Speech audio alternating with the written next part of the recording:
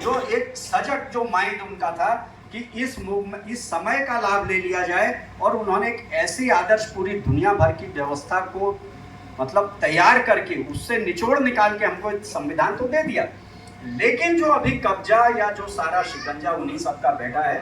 तो न्यायपालिका में भी जब मैं गया, मैं बड़े अरमानों से गया। मैंने कहा भाई इतनी अच्छी जगह बैठी है, अगर किसी को न्याय नहीं मिलेगा, शोषण नहीं मिलेगा, भाई शासन सत्ता में जाना तो इतना आसान नहीं है, हम कोर्ट में बैठ के कर लेंगे, हम वकील हैं वहाँ पर कर लेंगे।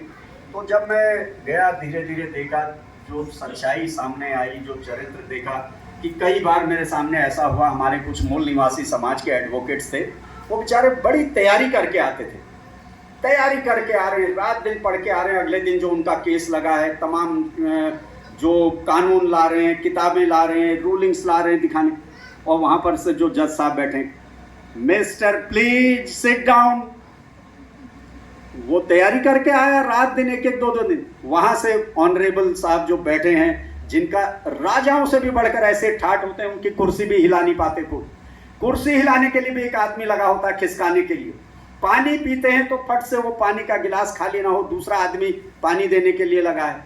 इतनी सुविधाएं जजों को मिली हैं, लेकिन वो वहां से कहते हैं मिस्टर इनको बैठाइए, क्या है mister council what is your name, name चाहिए, आप क्या बहस कर रहे हैं, क्या तर्क कर रहे हैं, उससे मतलब mister council what is your name, तो नाम बता रहा बेचारा, बैठाइए भाई इनको बैठाइए, हाँ नेथानी जी आप बताइए आप क्या कह रहे हैं। ये वहां से जो बेंच का या जो कोर्ट का सिस्टम होता है, अरे पांडे जी आप बताइए तो इसमें क्या है।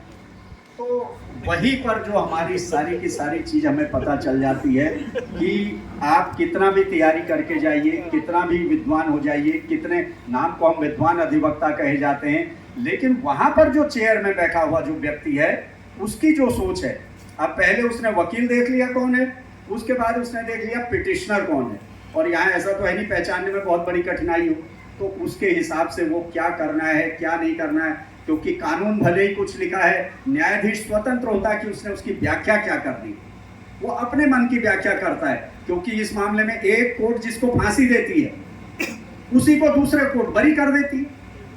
तो ये न्यायाधीश को इतनी बड़ी जो पावर मिली हुई है, उस पर वही सारे लोग बैठे हुए हैं, वही सब। तो मुझे उस समय बड़ा वो लगा, मैंने कहा भाई ये तो कुछ सोचना पड़ेगा, कैसे क्या होगा, इसका समाधान खोजना होगा। हम लोग अभी भी कई बार जब हम अपने मूल निवासी साथी एडवोकेट्स के साथ बैठते हैं, हम कहते हैं भाई इसमें प्रेशर बनाओ, कुछ करो, कुछ बैठो, ये ऐसे नहीं होगा, नहीं तो खाली सब समाज को बेवकूफ़ बनाते रहेंगे हम लोग। दूसरा फिर देखिए शब्द जो है, शब्द इतने अच्छे लिखे हुए हैं वहाँ पर, वादकारियों का हित सर्वोच्च है, सबसे पहले लिखा होता है वादकारी का हित सर्वोच्च है, लेकिन वो वादकारी का हित कहीं से कहीं कुछ नहीं होता है, वो अलग चीज़ है। न्याय सबके लिए, परिभाषाएं सब ये ऐसा नहीं है उनकी हैं, ये हमारे जो स्कॉलर्स ने दिए ये वो शब्द हैं, और इसके पीछे अवधारणा ये थी कि वादकारी का हित सर्वोच्च होना चाहिए, न्याय सबके लिए होना चाहिए। लेकिन वहाँ पर जो कुर्सी में अब कुर्सी में बैठने का जो मैंने कहा मैं ज़्यादा यहाँ पर नियम कानून तरीके धाराएं नहीं बताऊंगा,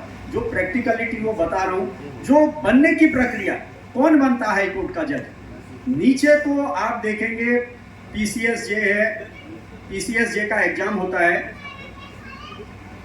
उसमें सिविल जज जूनियर डिवीजन बनते हैं, सीनियर डिवीजन बनते हैं, सीजेएम बनते हैं, और फिर प्रमोशन होके डिस्ट्रिक्ट जज तक वो लोग पहुंच जाते हैं। लेकिन वो वहां के सिस्टम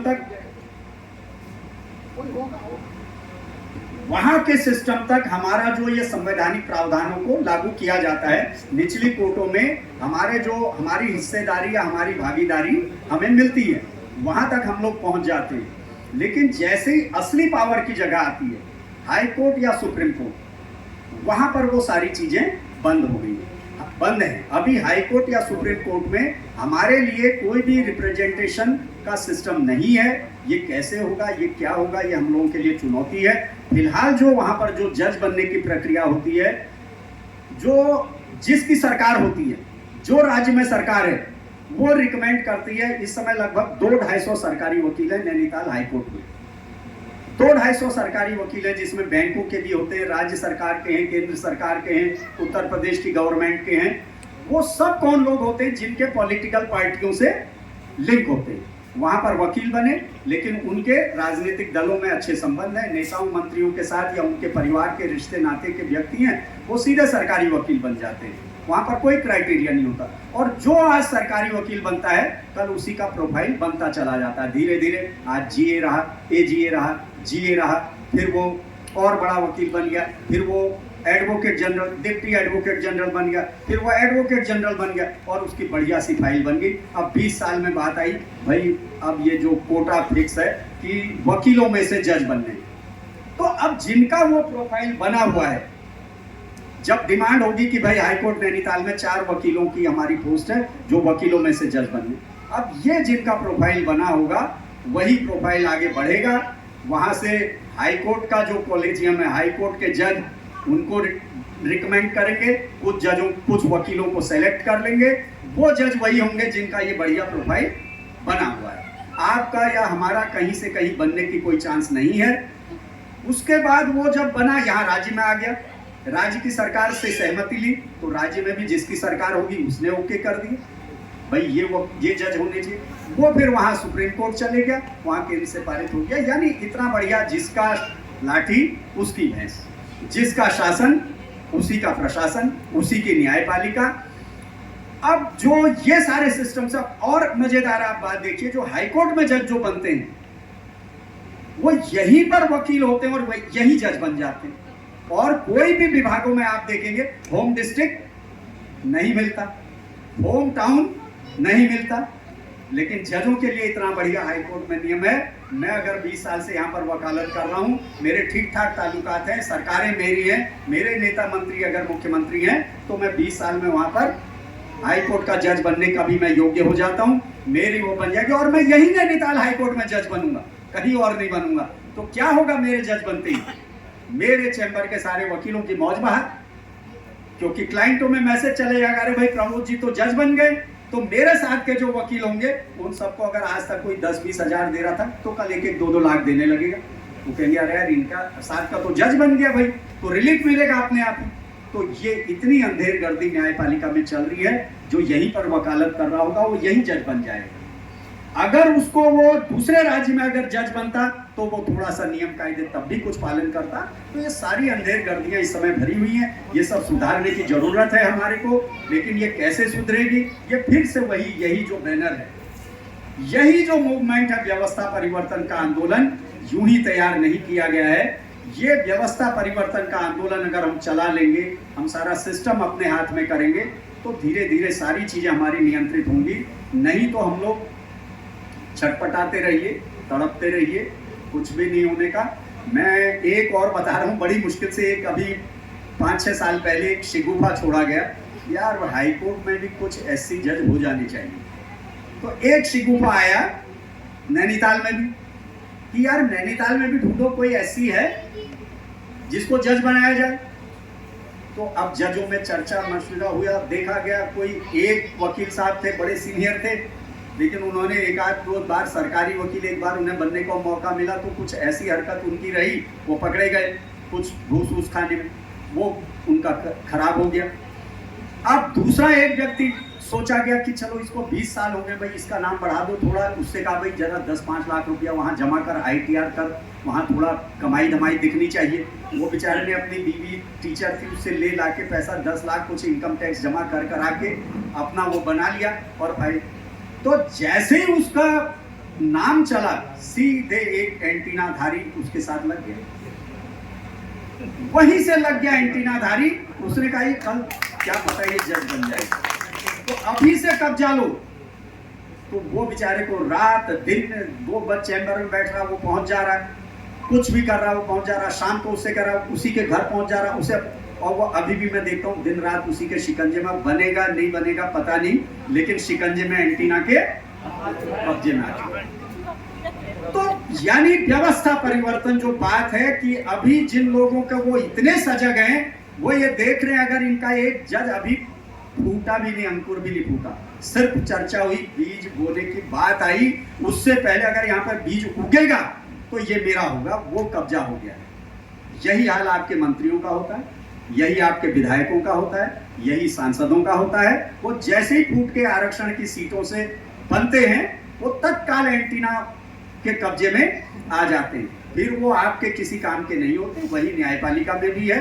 इसका मैं बहुत ज़्यादा फिर समय हो रहा है, तो ये व्यावहारिक कुछ चीज़ें मैंने जो स्थिति यथास्थिति जो हाई कोर्ट या उच्च न्यायपालिका में, ऐसे फिर सुप्रीम कोर्ट में चले जाते हैं यही लोग, ये यहाँ से प्रमोट होकर सुप्रीम कोर्ट में चले जाते हैं। पूरे राजसी ठाठ है, 12, 15, 20 लाख रुपया महीने का खर्चा है, इतने कर्मचारी मिलते हैं, इतने स्टाफ मिलते हैं कि सारे सैल्यूट ही मारते रहते हैं। तो लेकिन वो सब उनके कब्जे में है। नीचे से अगर जज कुछ मान लीजिए कोई सजा भी देगा, वो सीधे वहां से बरी कर देता है। मुझे थोड़ा सा एक मामला था पिथौरागढ़ का, एक जोशी था किसी सरकारी विभाग में, वो कम से कम 7-8 साल से अपनी बच्ची का रेप करता था, अपनी बेटी का, जोशी था। तो निचली कोर्ट ने उसको सजा सुना दी थी, आजीवन कारावास।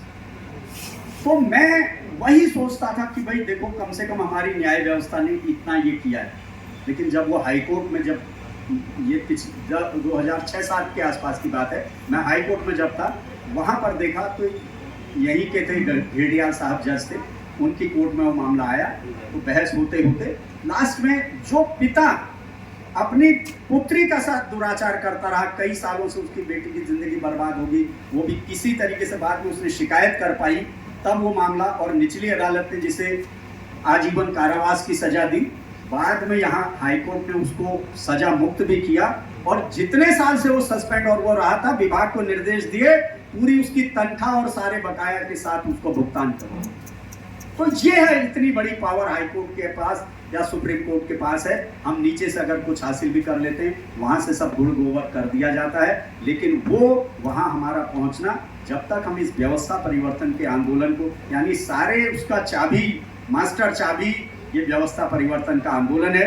व्यवस्था परिवर्तन के आंदोलन को जो हमें जिम्मेदारियां दी जा रही हैं, अगर हम चलाएंगे, इतने बढ़िया बढ़िया फॉर्मूले दिए गए हैं, अगर हम ये BS4 डोर टू डोर लेकर गए, अगर हमने ये 27 में उत्तराखंड में ही अगर अपनी हुकूमत बना ली, यही हमारा दखल हो जाएगा, राज्य सरकार में हमारे वकील बनने लगेंगे, यही से हमारे उन वकीलों में से जज बनने लगेंगे, वही कल सुप्रीम कोर्ट में जाने लगेंगे। हम एक जगह से चलाएंगे, अन्य राज्यों में माहौल बन जाएगा। इसके अलावा कोई समाधान नहीं है।